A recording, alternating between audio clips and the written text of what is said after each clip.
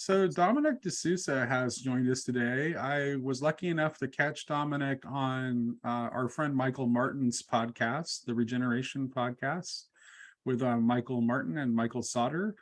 And I got to hear some of Dominic's story, and it became very clear to me that Dominic himself has found himself he's a fellow Grail Knight. Let's put it that way. And he has found himself wandering into Grail Country, and so I thought it only appropriate that we invite him into our own little corner of Grail Country to have a conversation with me and Sherry. And I just wanted to invite him by just starting by telling his story. It's like, how did you end up on this path? How did you end up wandering into Grail Country, Dominic? Yeah, it is so cool to be here. And I confess the Arthurian saga has been one of my favorites. Like, I don't know, since forever. I mean, First Knight and Sean Connery was like, he's my King Arthur. But the legends of the Grail have been fascinating me. And then in more recent years, to be kind of following more the path you all have, but through my own kind of routes of rediscovering the meaning of the Grail and understanding that it's a perennial, well, I guess a spiritual path. And then, of course, there's Indiana Jones and the Grail. And so that was my childhood, was growing up watching Indiana Jones. And gosh, what else? Like a lot of the Disney classics and stuff. My parents raised us on a pretty solid diet of pretty much anything pre-1980s. So Sword and Sandals epics, El Cid, with most things with Charlton Heston in them, and we loved ancient history. We got that from my dad. He loved ancient history, and I went on to just be riveted by ancient Egypt, the ancient Hebrews, and so to outline a little bit of my story.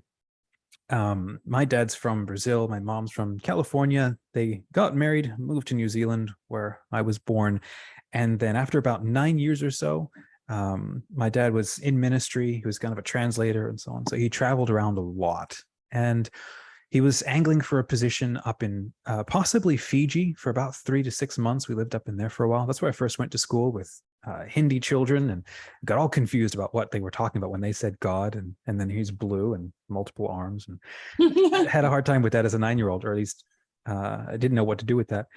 Then we moved to Australia in Perth. And that was where I inherited a ton of grandmothers, and they're all the wonderful Filipino community, Malaysian community, and Indians, and so on.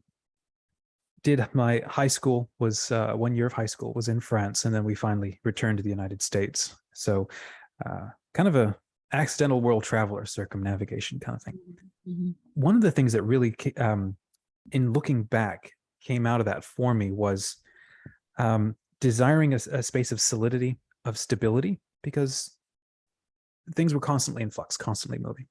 So I would keep turning to what are things that are stable, that I can understand. And I would turn to things like mythology from all world religions and world cultures. And all of that fascinated me. My first love is actually novel writing, story writing. So because of that, I loved the books of Genesis, because I felt like this is our mythology. But I didn't know what to do with it. And as much as I loved it, would reread the first 5 books over and over and over again.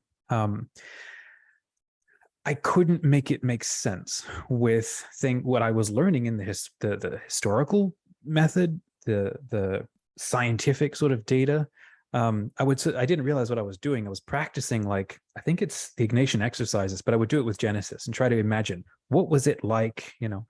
I think it's what you get those Ken Ham or so on will do that same sort of thing. So then I discovered in my later years of high school an author named Graham Hancock. And at that point, I did not know what to do, because I was also, we were growing up, we were radical traditionalists. So very grateful to be a cradle Catholic. So there was a huge focus on the liturgy. We were almost daily communicants whenever possible, weekly, going to confession. If there was a procession, or if there was something happening at the, Latin Mass parish near us, we were there. We were involved. My whole dad's life was ministry, apologetics, giving talks, that sort of thing. And I grew up in the family business. That's what we did. And so this sense of being Catholic was incredibly important to us. And it was the not just the lodestar, it was the cornerstone for approaching everything. But of course, as we're getting older and we're now interacting more and more with the world, again, another area of struggle. How do we relate to other people when we were not just radical traditionalists? Part of the strain of traditionalism we came out from was a cult-like form that was extremely apocalyptic, extremely elitist, had articulated a view of history, especially of the last 400 years, that was profoundly pessimistic. So kind of that arc, just sorry to interrupt, like kind of like the arc, kind of that arc mentality, like seeing yourselves as the remnant. Is that what you mean? Absolutely. Okay. Absolutely. Remnant. Yeah. So there then started this struggle, and I'm from a family of 8 kids. I was the eldest, and it became a point of pride for me to try to be, not only to try to, I mean, my parents needed me to be, wanted me to be, to model right living, responsible, childcraft to all of my other siblings. But I also wanted to know and understand, because I wanted to be a good little trooper, and I would read and reread the founding documents, revolution, counter-revolution. And I wanted to understand this, because it gave me a purpose, and it made me right, and it made everybody else, poor benighted people, to be saved or something. But we disliked that. I disliked that. I disliked there was of course, this dangerous sense of, again, elitism. And I was dating a girl at that time, and she was also traditionalist. And when she started learning those sides of me, she couldn't stand them, and rightly so. And I kept jumping through mental hoops, well, we're the remnant, and we're the remnant within the remnant, and then there's this silly Dante's Inferno spiral of perfection, and then pure remnancy or something. And like I said, that's when I started reading Graham Hancock. I guess as a sort of escape. I just want to learn about something different. I was working with all kinds of different Christian ministries and Catholic apologetics and stuff at the time, and I just wanted to think of something different. I wanted cool stories in media and so on. And that's what I think how God kind of got to me. He got his fingernail under my ego and sort of pried me up, was with archaeology. Wanting to understand how these massive megalithic marvels were ever put together. And I love the conversation you all had. I can't remember which one it was now. I've been binging your channel, but you touched on that briefly, and it was so fun. That does not match up to a literalist reading of Genesis. And so, like I said, I didn't know what to do with that. But the science seemed pretty indisputable. So I kept exploring that. What's interesting, though, is your intuition, though, even from a young age, if you listening to what you said very carefully, you saw it as myth. You saw the having read myth from a young age, you saw the structural parallel between what you had been reading in other mythologies and the structure of Genesis. So you intuitively, you knew it was a myth. Well, see, that's what the difficulty was. Because of, again, that literalist reading, everything else is myth, scripture is truth. And if it's true, it cannot be myth, it must be literal. So there must have been a physical garden and a physical expulsion. And it's now kind of invisible somewhere, but there must have been an actual angel with a burning sword. And I kind of used to wonder, did they sell tickets to go look at that thing? That's where you can see this is the great irony of traditionalism, is how completely in the grips of modernity it is. Because all of those notions are inherently modern notions that have absolutely nothing to do with traditional views. Yeah. And I remember let me see, my journey in this realm, and let me say it, my journey towards Grail Country accelerated in the last sort of 5 years. And one of the key reasons was I discovered, what was it? Actually, they were the visions of Anne Catherine Emmerich, I think. And some of her visions were about Adam. And I figured, well, if a mystic is going to have And I don't exactly know how endorsed she is or whatever, but some of it seems pretty good. So let me go read all of that stuff. And you read her visions about Adam, and they don't map onto a historical blow by blow. They're profoundly mystical.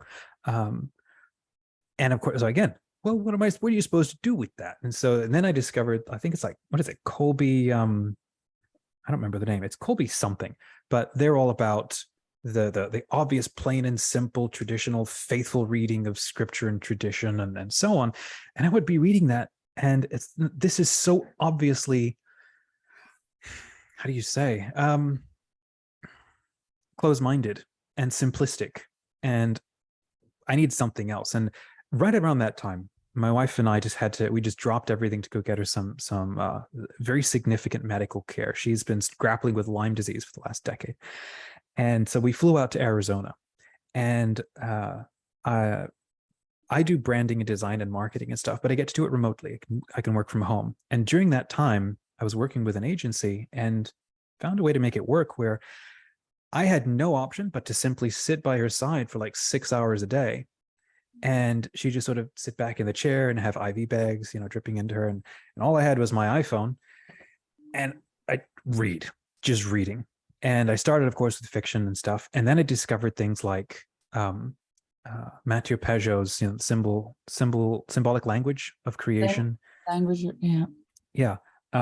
Hancock's book on supernatural, and just the floodgates open, and I'm reading and realizing my sense of what myth is and what symbolism is extremely thin. My sense of, and that's when I discovered Rupert Sheldrake and his work on morphic resonance. And then I'm reading, Michael Martin, his return to sophiology, and what's just very quickly happening is this: I'm replacing my axioms, which was the thing I led with on the other conversation. Is I'm on a hunt for fresh axioms, and I think I might have found them. I probably need help kind of teasing them out, but this growing sense, like you just mentioned, modernism, this growing sense of there are the words that we speak that are held to be plain and simple and just obvious, but then if you change out your ruling vision, and you leave the words, but you change out the ruling vision, your paradigm, you incorporate things like Bentley Hart and Margaret Barker and Gurdjieff and Steiner, then you come back to the same words. They are so much more enriched and mysterious and mystical. And so now there's, I think, the humility of the Grail journey, which necessitates an adventure into the dark woods. And then that recognition of nothing. What you think might be good, but be open to the fact that there's still so much more to know. More importantly, so much more to be, because you can't know something without being it. And and I think that's where it's so modernist to try to keep abstracting things. Hold on, I lost the thread where I was going. See if I can walk back. It was Grail Country and mysterious. Oh, modernism. That sense that what Christ came and what he left with the apostles was not what I think has become the way we're so used to thinking about it today, which is, dang it, what's the name of that super popular Protestant speaker? I think he passed in the last decade or something. Not Graham. I think it's Graham. Something. Billy Graham, right. I think we have that sense that was Christ, kind of running around, pounding on hills and parapets and things, and just everybody obviously falling into what he was saying. But when you step away from that and realize the entire world, the way that world worked back then, everything was a mystery cult. Everything was a mystery school. And this is one of the reasons why I love the recent show, Doctor Strange, where he reaches a point where he realizes his life is crap and nothing is working, and he's been handed a new hand of cards, or dealt a new hand of cards, and he's completely inequipped to deal with it. And his ego drives him to go find that other answer, and it forces him to start completely from scratch And then in entering a mystery school, he has to redefine his complete being. Now, okay, it's a Western take on all of that, and there's, it's a modern Western take on the meaning of a mystery school. But in watching that, I could see the fascination with what a mystery school does, and which is why I'm enamored of all of these other traditions of the fathers of the church, of Buddhist schools, of these Hinduist schools, and how they work, the training under a guru. And to think of that's what Christ was doing with his apostles, because that's what the Essenes did, and that's what everybody else did. You look at all the ancient Greeks, and they weren't just sitting there broadcasting what they had to say. They would teach the truth to initiates. I think this was something that was so funny that Chesterton said.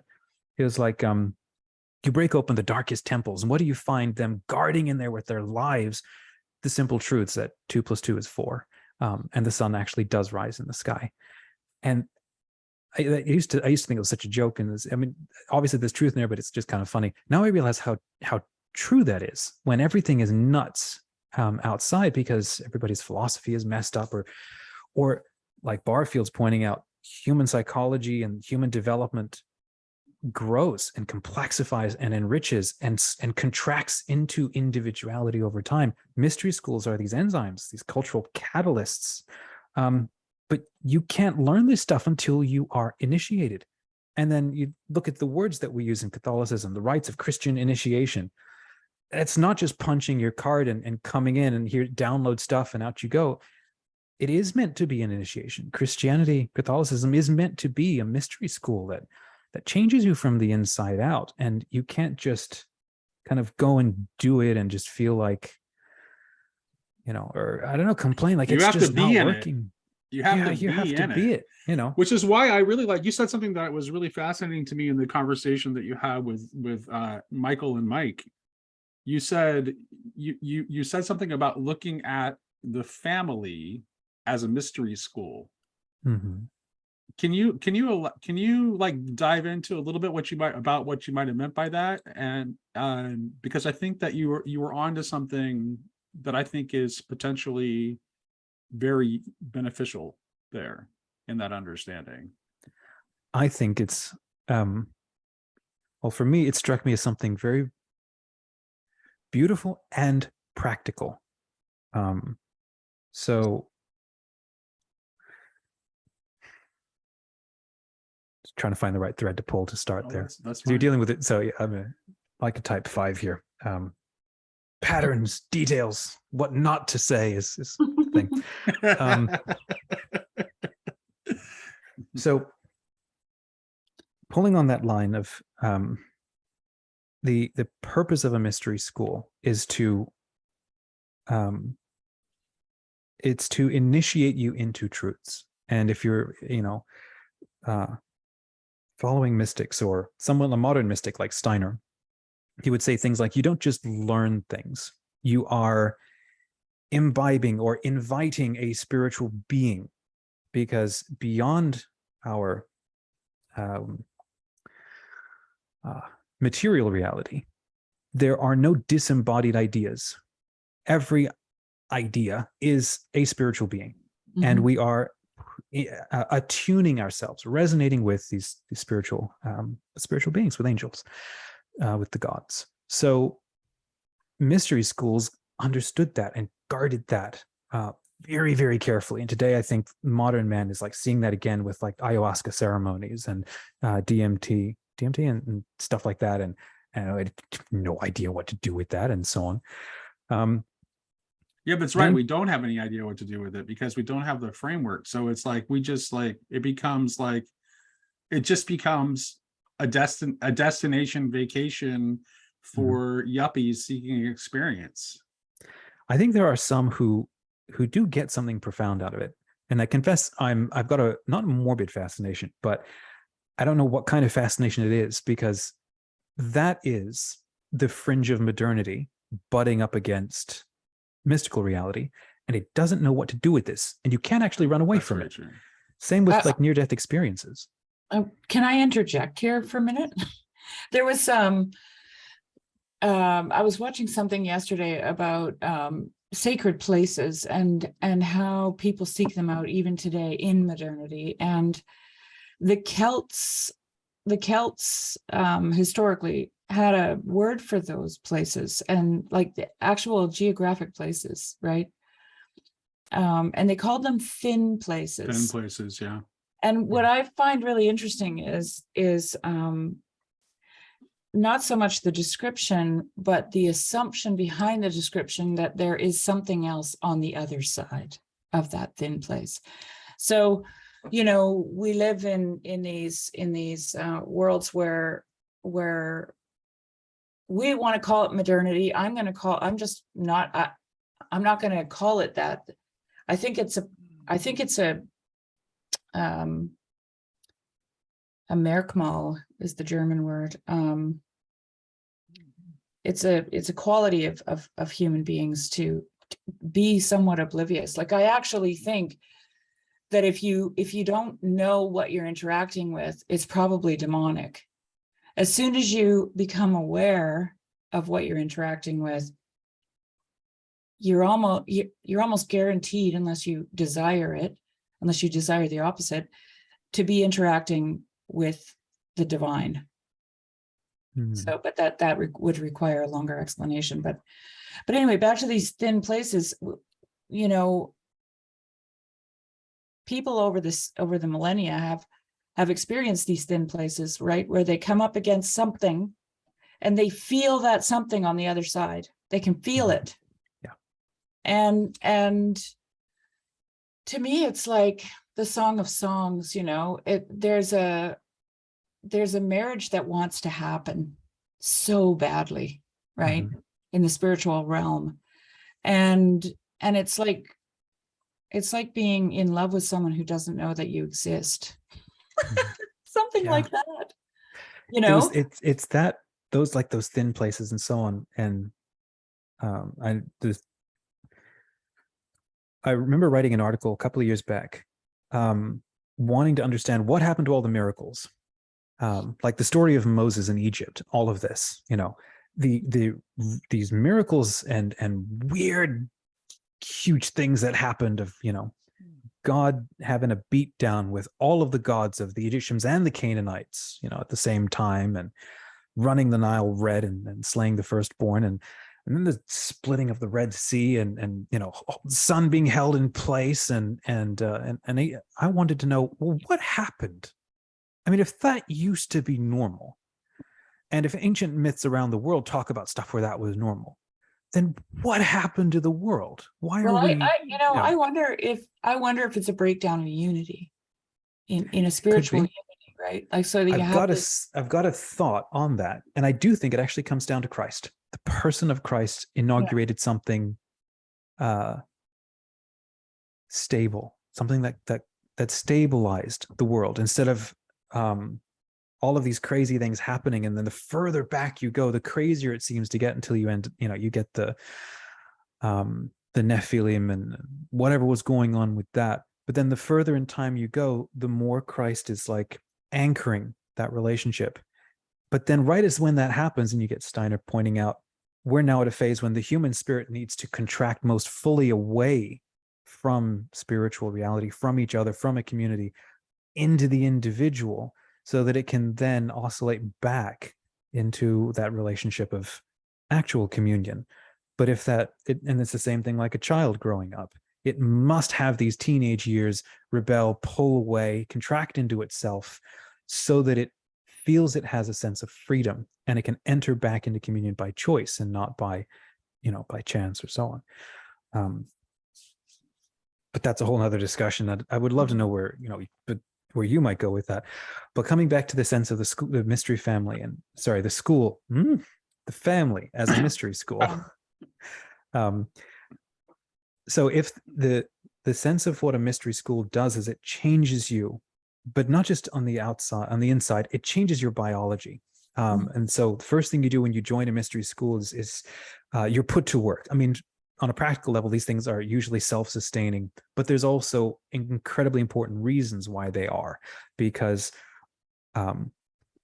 as we learn things and go through phases in our life, the cells that form in us based on what we're eating are imprinted with what's going on at that time. The epiphenomena and the epigenetics form the cells there, which is a lot of times when you go and you do things like detoxing and so on, you not only feel weird and bad from free radicals and so on, but then there's also, you're opening up access to all of those emotions that your body buried down quite literally in your biology.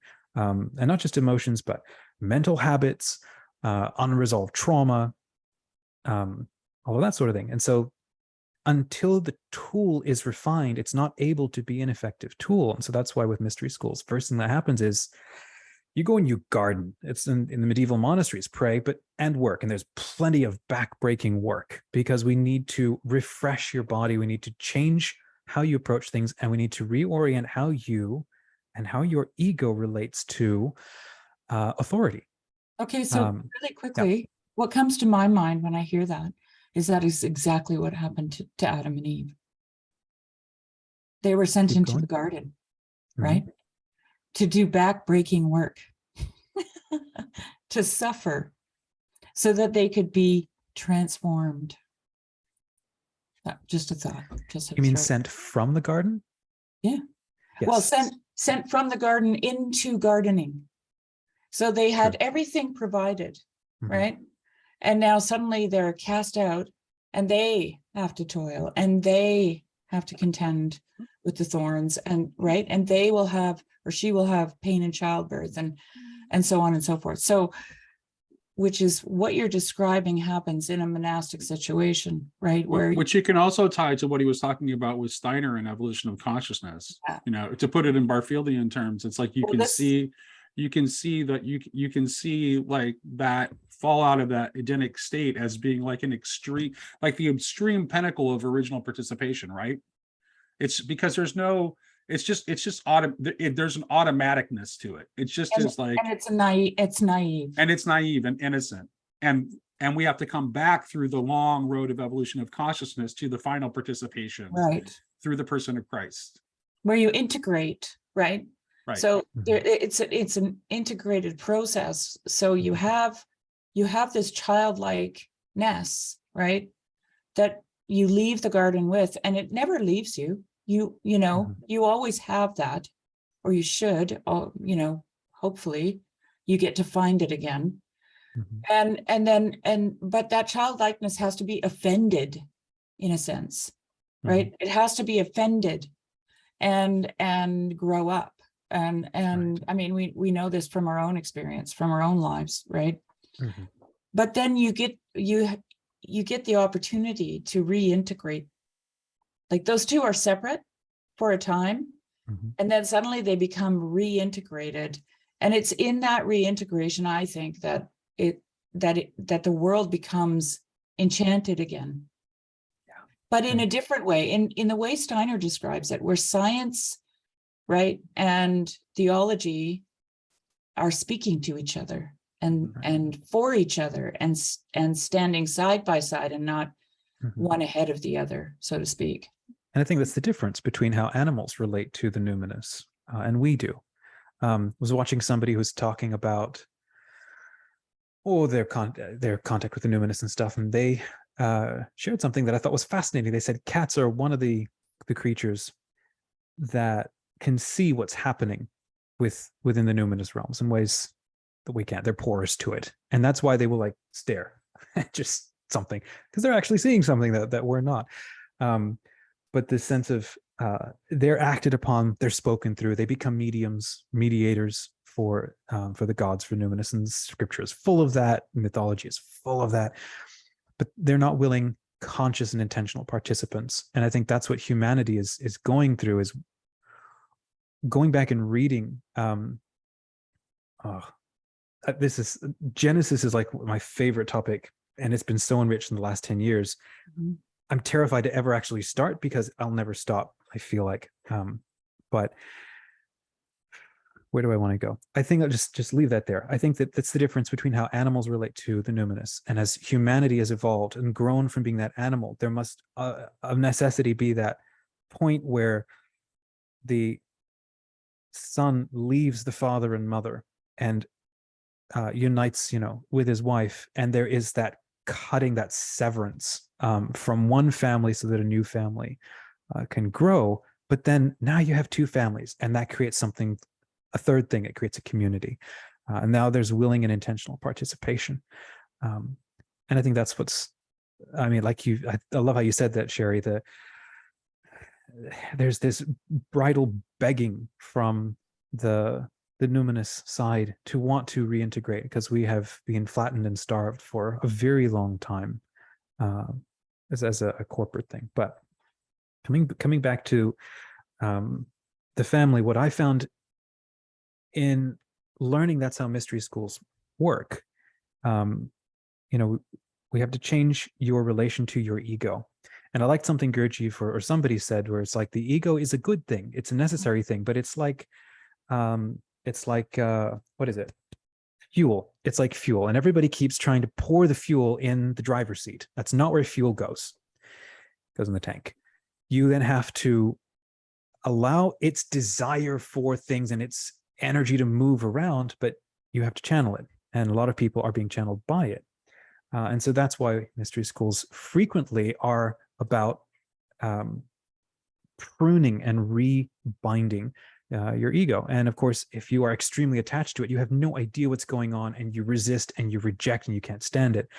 And then at the same time, there are situations of very real spiritual abuse and ego trips, and so it's very, very difficult to find a good community, and there are some that have completely soured.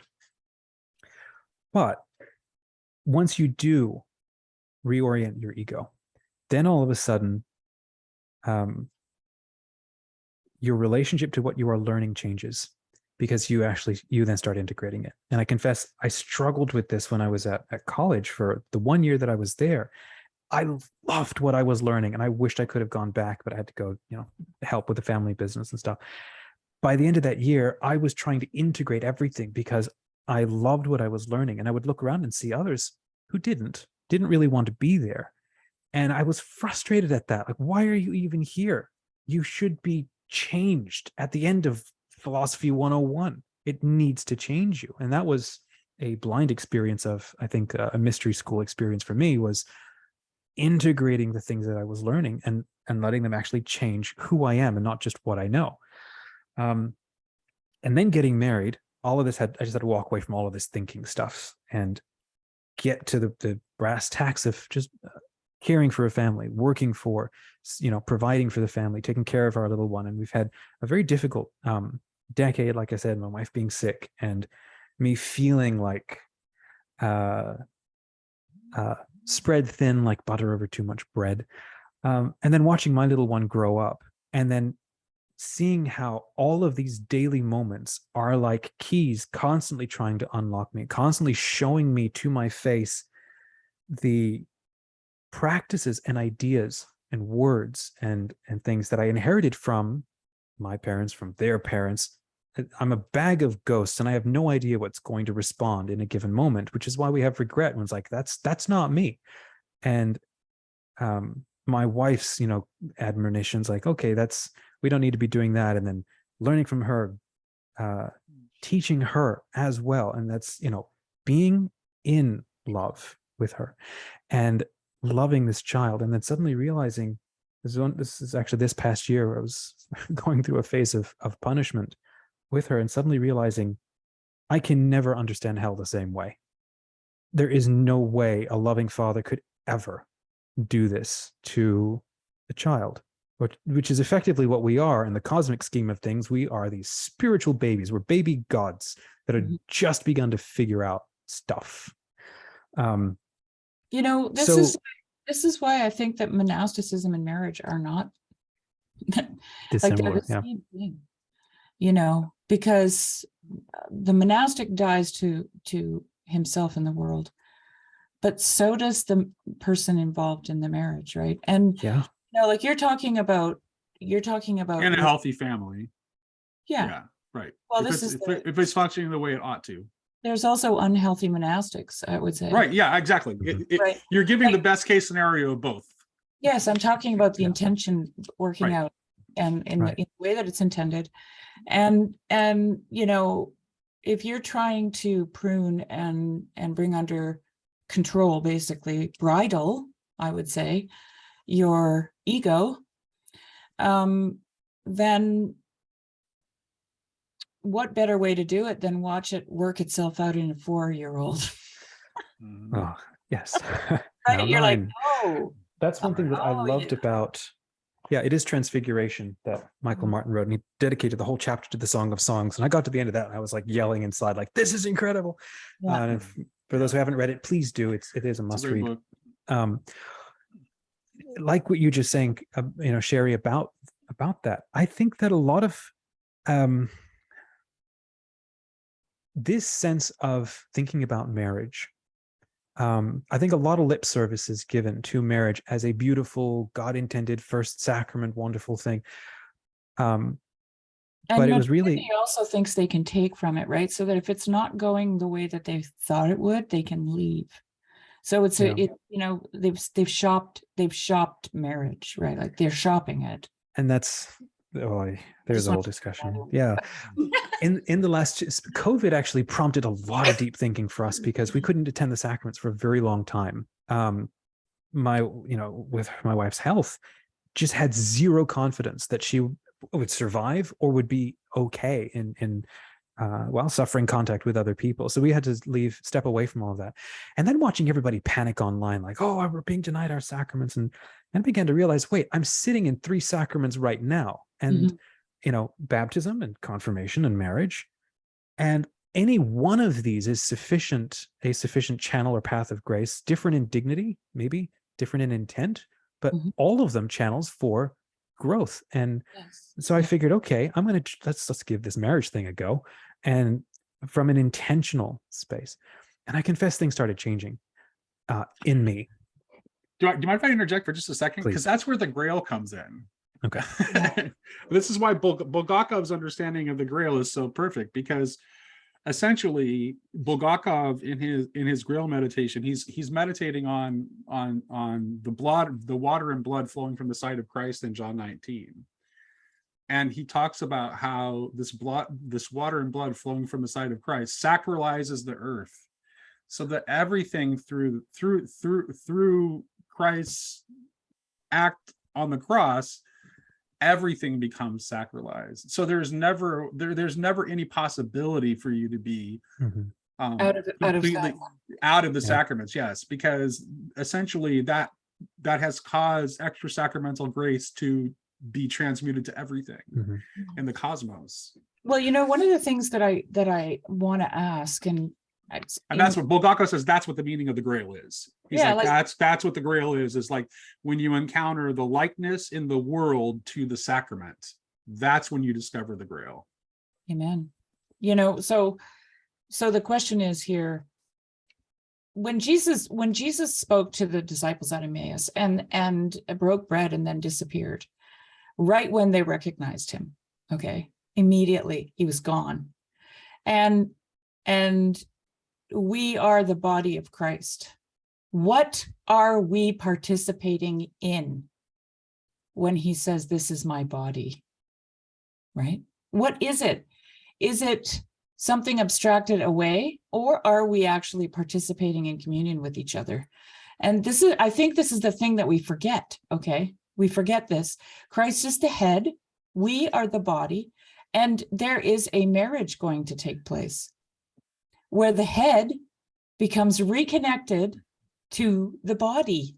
Right. Which is right. It's also to overlook the importance of the dismissal in the actual ritual itself. It's like, that's the purpose of the dismissal, is to remind you that what you've just seen and witnessed and participated in, go out and do that and be that in the world. Well, just the act of sitting together and eating and sharing food, if you look at it from an evolutionarily, biological perspective, it's communion. It binds people together.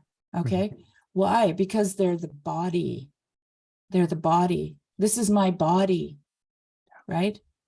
Is what Christ said. And then he hands it to what? The body. That's what he literally does. And, I have to admit, I never thought about it in those terms until recently, but I'm like, well, wait a minute. He's the body and we're the body. Mhm. and we're eating his body, His which is humanity is our our humanity. body. So what Yeah. is happening? What is actually happening, right? And this is the thing that I think, what does Vervaeke talk about religio as the thing that binds, right, Mhm. together? This is what that is. And it's a thin place. See, I think we're kind of, I actually think in a way, and you may disagree with me on this. I actually think in a way, in our working within our own more explicitly Christian language and our more explicitly Christian framework, we're actually working on the same project that John is, which is to No, I come don't to a religion that is not a religion, that is not bound by the propositional obsessions of the axial age. Right. So, But wouldn't you agree though that this communion is a thin place? sure. Absolutely. Yeah. Right. Okay. What I love thinking about that, especially that moment where he said, "This is my body," it really started to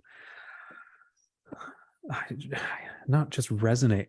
It starts to ring like a bell for me because after just one reading of Teilhard and his approach to how he thinks about just everything, Christ is holding up created matter and saying, "This is my body." Yes, And at that exactly time, right.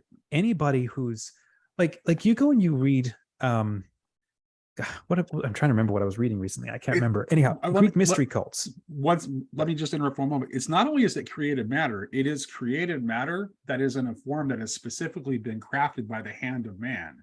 For human Like, consumption. yeah, exactly, for Yeah. human consumption. But Yeah. but then continue. No, but that what struck me is that I think it's matter is echoed mother.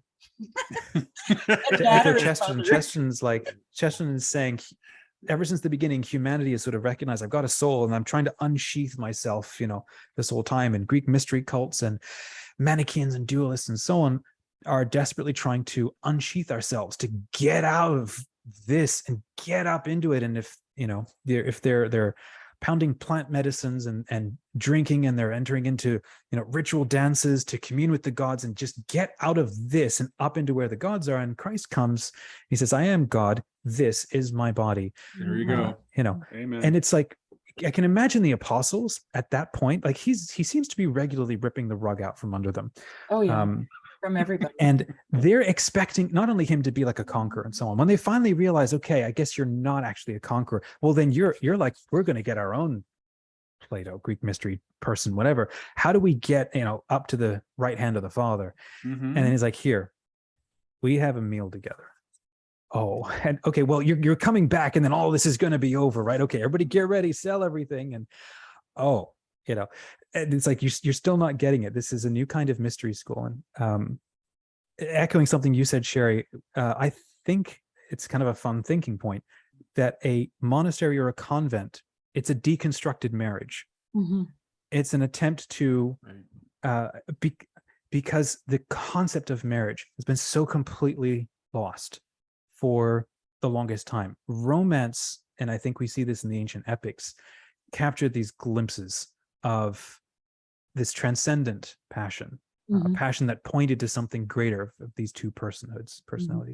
But marriage as something that, this relationship modeled by the Trinity that we're meant to then model with each other, completely lost. And I think that's why the fathers of the church and the mothers of the church and these early communities began in this way. Was we have to rediscover this in living with God. But really, that's not the role of the majority of Christianity. And that's what I loved Michael's kind of, not a panegyric, it's like clarion call. We have to stop this elevation of one mode of life as superior to the other when the majority of humanity is called to this one. So it's a matter of kind, perhaps. It's a difference of dignity. So this sense that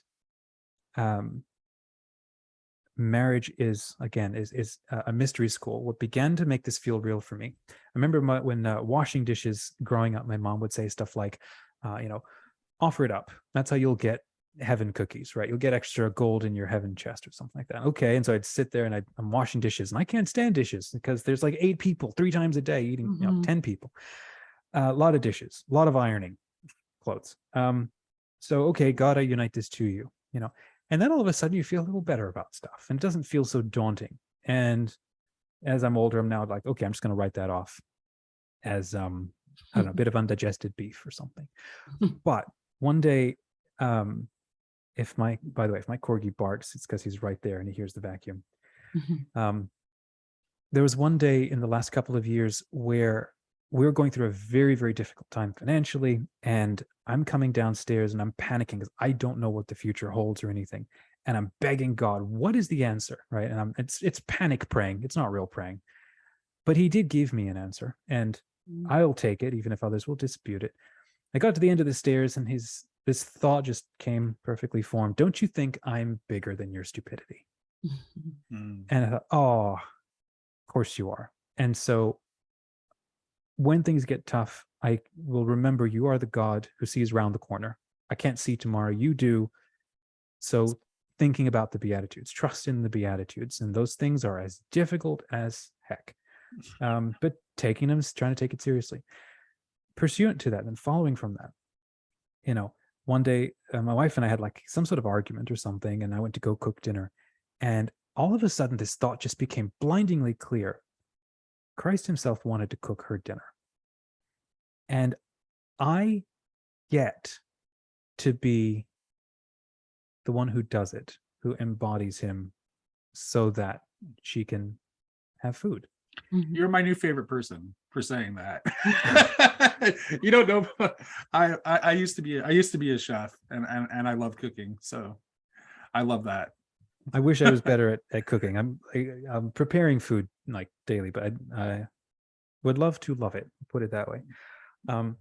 So it was a little flash of insight like that, and then there have been others, like watching my little girl kind of do things and wrestle and become herself and come into focus as a person over the last decade and stuff. And then when I begin to sort of coming back to this point, marriage is a mystery school. I have changed. I've changed a lot. But not just in my head. I have to change my being, because you end up being exhausted, sleep deprived, nutritionally deprived. You change your food diet, and that changes you. You change your expectations of life. You change your circumstances, change your relationship, and then you grow in that relationship. Every 5 years, it sort of becomes something a bit different as you both grow together. And then there's this beautiful book by Cynthia Bourgeois where she was exploring her relationship with I can't remember his name, the one gentleman who passed on, but they decided to have a go at this beautiful marital mystical tradition that modern world has absolutely no sense of what to do with. And they were like, this is not a sexual thing. We're past that in our lives. This is now a person thing. This is an intentional, radical love for each other. Let's try to create this mystical third union thing. And so they tried it, and then it worked for them. And they both couldn't believe it. And he passed on, and they realized they're still connected. And this is something that rivets me, because it's that sense of dying and the sense of death, the finality of it. I come to laugh and think it's so true. Some Indian person who said something like, death has been the greatest invention, the dumbest invention, one could say, of the last couple of hundred years. It never existed before the way we articulate it today. And the first I thought that, I was like, what the heck are you talking about? Now as I sit with it, and now as we approach death from that Christian standpoint, from this mystical standpoint, from just the standpoint of life, and reading things like near-death experiences, or the sense that death is not an end. It's part of the phase that we're in. And there's a whole nother discussion I'm trying not to get into, but that also has been a prod, to look back at life. Again, kind of being traditionalist, a big thing was, sorry. It's interesting because the more you learn to excel at living, the more you're actually dying. Right? Yeah. And it's like a layer in a way, like it's like you're cocooning out of something and into something else, but it's not what you think, so anyway, I just wanted to say that. Well, I think that's related to the connection between truly living and the nature of love. So and the economy of gift. Mhm. So like you have to, in order for the life of love to be at all, it has to be given away. Mhm. It has to be released. So there I think is that's a rub for me for the rest of my life, is for me to look at my wife and my child and know that they are Christ for me, and I will never find him anywhere else. And it's when I get the most frustrated with them and with me, is to try and stop for a second and think, you are Christ. I remember being a lot younger, and I would think it would be so cool to create a trailer, or a promotional piece of video for a convent. And I thought it'd be so cool to have this nun walking down the street, and she looks at everybody and she's just smiling at everybody. And you've got the gap-toothed hobo, maybe there's the powerful business guy walking by, there's the person sweeping off their shop front. She's just smiling at everybody. She's so happy, and she walks by, and they're all just staring at her, of course. And then it sort of rewinds and replays, and then it plays from her point of view, and she sees the face of Christ in every single person. It's her lover looking at her from everybody. And so, of course, she's happy to be open and in love and receptive to everyone. I still think it'd be kind of a cool trailer to make for something, but I've sort of taken that and applied that. If I say I love Christ, Christ has given me these two people, and I have to, that they're my love gifts for the rest of my life. So again, that sense of the graces of marriage, and marriage is a sacrament. It's love that transforms you from the inside out. It's because it's something that you want. And there are a lot of marriages that fall and fail and flounder because they didn't know what they were doing, of course. And that's why Christian marriage, it not just elevates marriage. I think this is something that's lost. It's like everyone's saying, it's like, yeah, it's marriage, basically everybody else. But it's got this extra layer of cake icing on top that makes it holy and leave room for God somehow. And that's all in there. And this is the thing that I've grappled with since forever, is legal fiction. I couldn't stand anything in the faith that sounded like legal fiction. I hated phrases that was like, in a sense, or when you look at it in a certain way, it's like, well, I wanted to know, is it real or not? As if it's not real, it's like Flannery O'Connor, if it's just a symbol, then to hell with it. It's got to be actually real for it to have meat, for it to matter, and for me to need to commit my life to this thing. It's got to be real. Love is the thing that changes you. It's the thing that's changing me. And because of that, it's now this enzyme, or this catalyst, that's forcing me to rethink, well, what are we actually praying about and talking about when we say we're Christians? And that's where it is so great to follow your channel and to listen to Mike and Regeneration, because they're helping us see we're the modernists that we're taking the oath of modernism against. Everything that we say never was part of human thinking before 400 years ago. These articulations of the church have been derailed in many ways by silly philosophizing or a derailed science. And good things can come out of everything, but we need to now rediscover. We need to rediscover a lot of things. But if marriage is a mystery school, then what that means in terms of general human living is that it can be accessible to everyone. And if marriage is the template for human living, then those who are called to consecrated secularity or religious life, then their orientation is different. And instead of us trying to orient Christian marriage to be like religious life, it needs to be the other way around, because that's how we started and that's how we'll end. That's how everything ends. Right. Yeah. Well, I mean, essentially, monastics believe that they are married. They're just married to Christ, right? So it is a marriage. This is the thing. This is the thing, right? It isn't. It's. But we're all married to Christ. That was kind of the point of Dominic's story, right? Well, We're all married to Christ. Religious and monastics then are the ones who model finding Christ in everybody for us, because I can't do it for the guy across the road. I'm just like, I can't. My wife is the one, the one face where he's easiest, perhaps. I always think of the monastics as having time to pray for me. Mhm. When I'm just caught up in the absolute, nitty gritty of everyday And life. I confess, the monks and nuns that I have met growing up, the levity and the joy that's been in them has Mhm. been not addictive.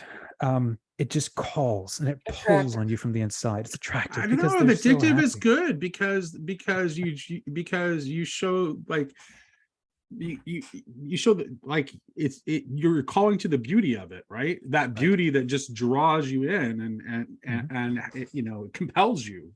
But either way, Um, like whether you're married so or whether you're a monastic, Mhm. you don't have time for yourself. right. You see, this is the thing. You don't have time for yourself if you're doing it properly, right? As I a think as a that the monastic, you the don't. And orientation is then different. It's like you become you how do I say this? How do I want to say this? I think you then take a bridal role for your culture and mediate Christ to that culture in a distinctly feminine way. but And there is something Which is spiritual. why our images of the church have always been feminine, and why Mary is associated with the church. I think why we have so many issues with the hierarchy, because they keep trying to model masculinity in a distinctly feminine role, which is why liturgically they all wear dresses all the time. Yeah. But there's a final point on that I just wanted to make, and I keep blanking on it. Darn it, I can't remember. Oh, we'll I just don't have to have remember. another conversation, Dominic. That's all. Yeah. You're definitely welcome back. You pass the Thank you. test. I'd love to. No, you're welcome anytime. So anything else that you wanted to say? I recently got a comment on a YouTube video that I had left a comment on. I don't know if you remember it, Nate. It was the one with John Hears and his brother Peter Hears and Oh yeah, on priest perennialism. on perennialism. And I left a comment just saying, what did I talk about in that comment? And it doesn't matter what I said, but I was just, this is something that we need to think about or be open-minded about. Right. And then yesterday, someone commented on this comment of mine, which is 3 months old. And they said, are you saying that God is going to pillage and rape someone's free will by just loving them anyways? And what about their choice to go to hell? Like, Right. why would you, and so it doesn't really matter the substance of his comment, but his question was, why would you think that? And Right. I thought, how do I respond to this? Michael Sauter said something like that in the conversation that Dominic had with him and Michael Martin too, which I was kind of surprised me. It's like, I don't think you're thinking about free will the right way, but I could have gotten hung up on all that, but I thought, Yeah. how do I want to respond to this? And I just said, I know, I was quoting the verse, every knee shall bow and every tongue confess, and the Greek indicates voluntarily. Okay. So he goes, I don't know why you would think that. And I said, well, I would think that because the Greek actually indicates it. Okay. Right. But what I would like to know, I said to him, was why? And God is irresistible. I said, why do you think that you would be able to resist God? It's only your own blindness that allows you to resist God. If you see God, you can't resist him. Well, I ended my comment with why. Well, what I'd like to know is why wouldn't you? Why wouldn't you at least think about it differently for 1 minute? And you could tell from the comment that there wasn't any time given. It was completely just obliterated. That whole idea it was like George MacDonald's story of the wooden men and the girl looking for the butterfly wings. It walked all over you, is what it did. Yeah. So here's the thing. You are going to get me on another tangent if Dominic's fine hanging around a little bit. Because what was it that I watched recently? I think it was like one of Paul Vanderklay's recent videos, and he was talking about Jordan Peterson and it was with his newest Randos conversation, and they were talking about Jordan Peterson and what holds Jordan Peterson back. And And to me, it seems like there's a certain resemblance when it comes to Jordan and Nietzsche. And that I think that ultimately, like, God's forgiveness is too big for him to handle. And I think there are a lot of people, particularly people who are overly focused on the masculine attributes of God and the masculine attributes of reality, that gives them a problem accepting just how magnanimous God is and how broad his forgiveness is, because something in them makes them not be able to abide that idea. And I think that's what's really driving that comment. Well, I can say this, that Jordan Peterson has Tammy Peterson. Yeah, I know. He has a woman in his life. I'm not attacking Jordan. I'm psychoanalyzing him, which is okay. It's fair game. If you're a psychologist, you get to get psychoanalyzed by other people. No, automatically. I can see that, but like Nietzsche didn't have a woman in his life, right? She left. No, that's right. I think this is true. Yeah. And in fact, yeah, he was very much in love with Wagner's wife. There was a whole love triangle thing going on there. I think definitely to your point, Sherry, and also to Mike Sauter, and it was beyond the scope of that moment, really. But I think that reading Hart's book it left me stumped, because his arguments were so syllogistic. Mm-hmm. I couldn't get around them myself, and that doesn't surprise me, because he's brilliant. So the question then is, what do you do with that? If that's all true, and I think it is, I believe it is, then what do you do with some of these concepts? I love how he points out, just paraphrasing, if you need hell to be a good person, then you're just a bad person on a leash. And if you need hell to be free, well, what makes you think that you're free at all? I mean, the whole point of growth is we're so trauma-addled in just general human living. We're working off, if you accept this line of thinking, we're working off so much karma from other people, other lives, ours or other people's, things our parents passed on to us, things our culture thinks are true. There are so many things that we have to work through to begin to be fully open and receptive. And I think the saint is that person who finally gets that 1% of, oh, this is the mode of receptivity that I need to move past this stage of human living. But what makes you think that any choice you could make in this life on your own is fully free? That's what I grappled with in reading that, and that's why I think Tom Berg does a good job of pointing ways toward where you can actually in this situation where you can have your cake and eat it too, to a certain degree, where you can affirm the restoration of all things and agree that the arguments that David Bentley Hart makes are persuasive, and you can still keep some understanding of the conception of eternal hell and what the meaning of that is. And what you have in the scriptures is you have these two things that sit side by side that appear to contradict each other.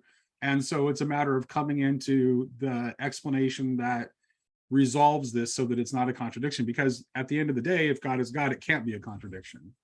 Yeah. So there you go. And well, I'm just going to stop there. So it's no. I wrote a poem years ago, and the last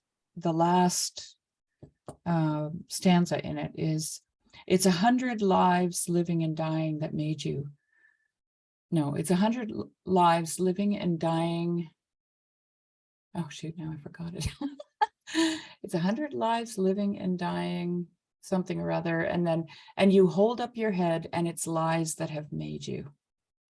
And a lot of people, when they hear that last line, they're like, what? Lies have made you? What do you mean by that? Well, if you think about it, the first thing that happened to Adam and Eve in the garden was that they believed a lie. Yeah, that's right. And it got them kicked out. That's what it means to be fallen. That's what I think is, I think it was maybe Tom Berger Steiner, and I can't remember who said it. They said resurrection is a law of creation. Yes. And it's taken me years to wrap my head around that. Not just the resurrection of Christ, but that's what humans do. Every time we make personal growth, something died. Something And died. you're alive again and you're back. And the whole point of being alive is to get used to that and to want it and to be attentive to it. And then actual biological fading, it's still completely different to then what is still happening with your soul and with your spirit as you continue on. That's great. Yeah, exactly. All right. Any closing thoughts? Oh, I better not, but No, now we have to hear. I better not. well, no, it's just we've touched on so many. I think We have touched on a lot of things. a lot of wonderful things. I think the biggest thing that I think has become most important to me is if marriage is what is a school? A school is a place you go not just to learn things, but to be changed by something. Most modern school is just a place I go as I hate because I have to learn something that I don't really ever want to know. But that's not what a school is meant to be, and that's not how that word is used when it's paired with mystery school. A mystery school is a place you go to be interacted with the enchantment of what a mystery is, and you are never going to be fully equipped. And that's the point: is it equips you, it changes you, and it matures you. It kills and resurrects you constantly. And that's what marriage is. It took me ages for me to realize what Chesterton meant when he said, marriage is a duel to the death that no man of honor should back away from. And I thought for the longest time, well, why would I be dueling my wife? It's like, no, it's you. You're the thing that needs to die. I look back, I don't know if I would have ever made the same choice, but that's, in getting married, because I was so immature, but that's kind of the point. We do things in life. We are gifted or given or called to things, called to adventure, and the adventure shapes you and changes you and makes you worthy for the next adventure, for the next step. So it's a mystery school, which means everybody has an opportunity to be called to this. Well, we think that we are living and one day we will die, but essentially we are dying and one day we will live. I love that. Mm-hmm. Well, and I would say I really love that idea that you've been developing marriage and as a mystery school. And I would say the one last observation I would like to make is that I would say that in a way, all mysteries are one mystery, and that the other is the ultimate mystery, which is why marriage is the perfect way of understanding that, because that's how it is through that kind of relationship that you come intimately to know the other and enter into the mystery. This is what Douglas Harding talks about, Nate. Yeah, I know.